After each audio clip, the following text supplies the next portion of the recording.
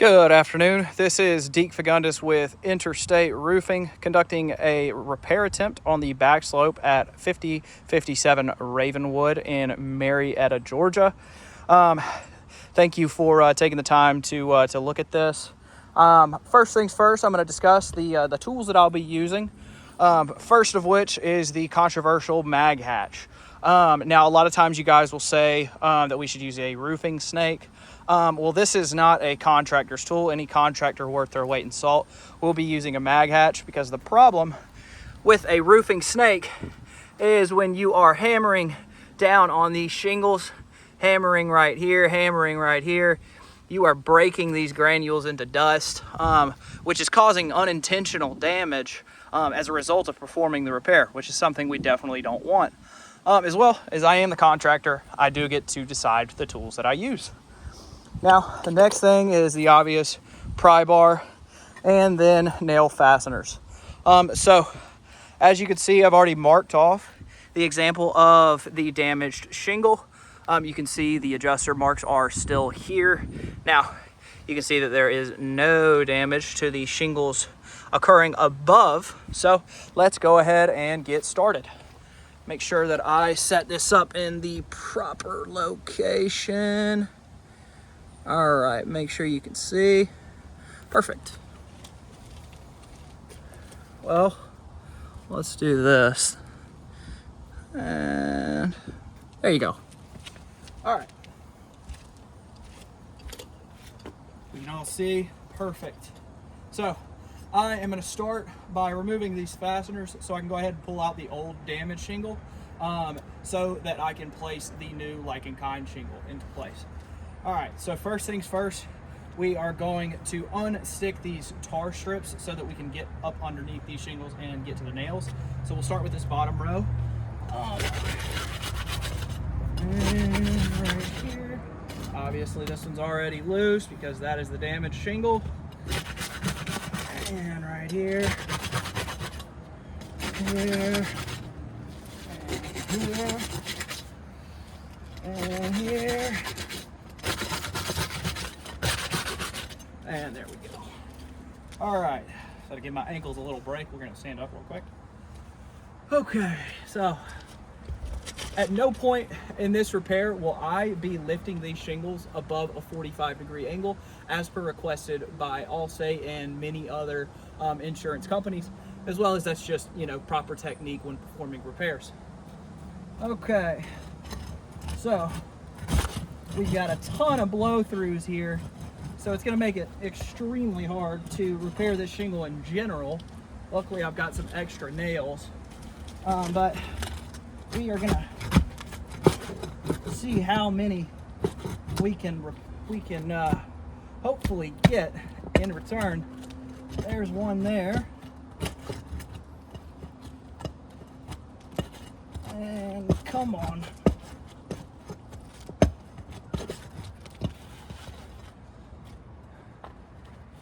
Can help me out a little bit.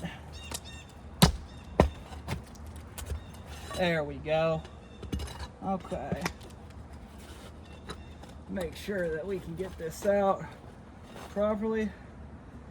Now, that is a long nail. That is why it was so difficult to remove. We are not going to be reusing that because that is a framing nail. Okay, continuing on. We've got another blow through right here. No need to mess with that. That's not holding anything down. And neither is this one. Okay. It does not help that these shingles are already extremely brittle. Now we're gonna make sure. Yeah, these shingles are just crumbling apart as I try to get these nails out. So this is being of no assistance whatsoever. Now, yeah. Oh, we're just gonna mess things up if we keep going.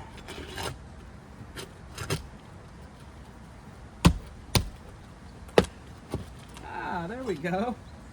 We can get one. Get rid another framing. No good. No good at all. All right, last one. Hopefully this isn't a framing nail. No, but we cannot receive or get this nail out anyways, so it doesn't matter. So, with all that being said, let's see if we can pull this out. As you can see, this has already been a more painful process than it is supposed to be. But for the sake of repairing this roof, the pre-storm condition, we will continue. Now, let me give you a bit of a visual to show you what I'm talking about, so that you don't have to take my word for it, right? So, here's the old shingle. So this is just trying to pull the nail. It's crumbled apart.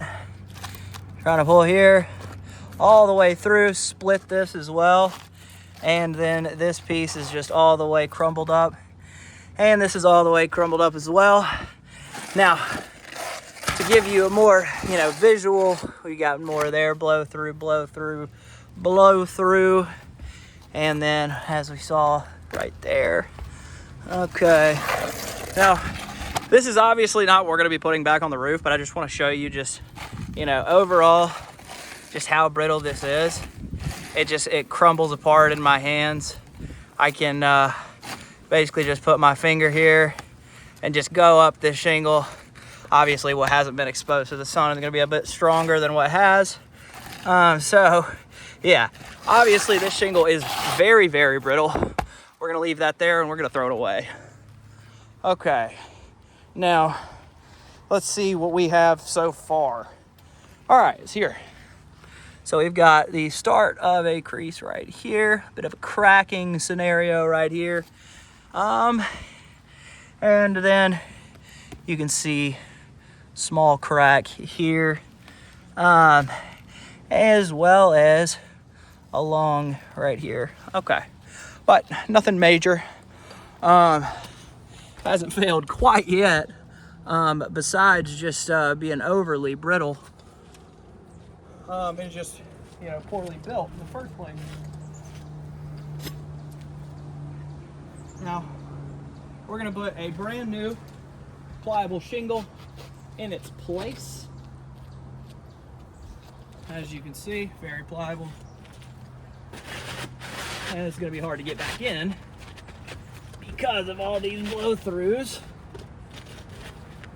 There we go. And as you can see, the reason why I lined it up is so that when we are putting these shingles back, we can put them back properly.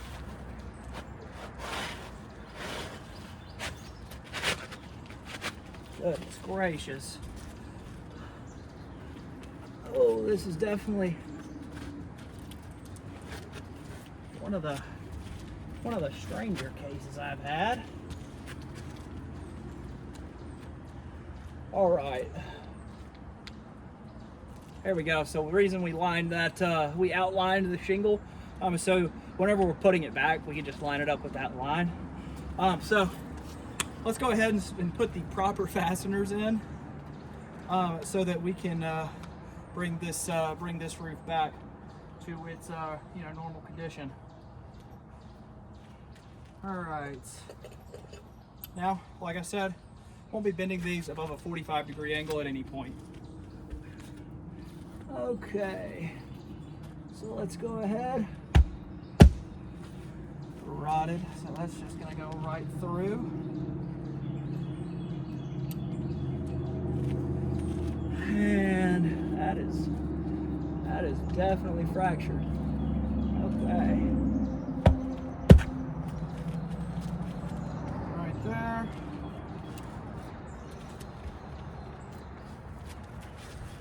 And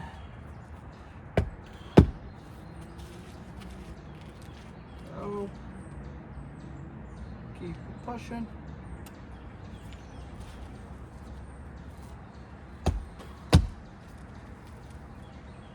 There we go. And top row. Now this is where things get a little tricky. Never mind. This decking underneath is just completely gone. So we are not, okay, we're good there. And again, just complete mush underneath. So there's not much holding it in place here. It's being held on by a prayer, if you will. Okay. So okay. Perfect. So let's double check our work. We've got a nail there, there, there, there, there, there, there. Okay. Now, let's go ahead and show you what we find. So, obviously, you know, this is underneath. I can just bounce right on top of this. This is completely rotted. Probably from here all the way to here. So obviously that's none of your problem, but that is that entirely affects the repairability of the roof. But let's go to the more obvious things first. So here you can see that crease is fully developed. If we go real close, I'll even put it in zoom mode. Now we can see here that is gone, as well as if I look right here, you can see the bending point is right here, and that matting has been fractured. Now, here you can also see where this has fully developed. You can see right here, and then you can see the crack here. And then, well, lastly, you can see where this is bending. You can see this crack here. It's better to show you like this because then you can see the actual angle. But just to give you a representation of what a pliable shingle looks like, I am gonna do something I like to call the bend test.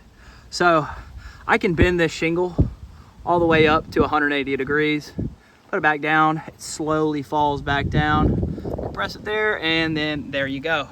Now, obviously, I'm not gonna do that with these older shingles, as I would not like to be told I performed the damage to these shingles. So what I'll do instead is I will put it to a 45 degree and then let it fall back down. Here, oh, well, before anything else happens, I'm gonna wipe this. Wipe. I mean, I can sit there and just really wipe at it. And we've got absolutely no damage. Because this is pliable shingle, the matting hasn't been fractured. Now, if you look at the same thing right here, I can just gently brush this. You know, I'll just do it with the back of my hand. You can see that exposes all those granules. And that's all it's doing. It's not damaging the shingle. These have already been knocked off of the shingle. Just lightly brushing them, it gives a better, clear representation of the creasing that has occurred. So we do the same thing to this one, and then lightly brush, lightly brush, lightly brush, lightly brush, and you can see the crack here, all the way to here, and then all the way up. And then, I mean, this one is, you know, you can't debate this one. This one is clearly broken. That is, or let's go ahead and check the rest. So we've got one right here. That one's fine. That passed. There's definitely some fractures here. So we're gonna wipe here, wipe here, wipe here, real gently. You can see that crack as well. Okay, let's check this one. That one's fine. I'd give that one a pass too. That one's also fine. This one's clearly not. This one's clearly not.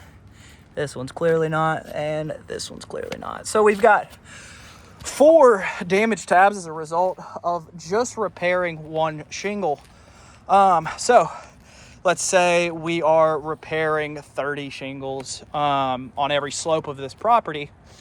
What we're going to end up doing is having to replace 120 damaged shingles as a result of performing these 30 repairs. So 120 damaged shingles as a result of just performing 30 repairs.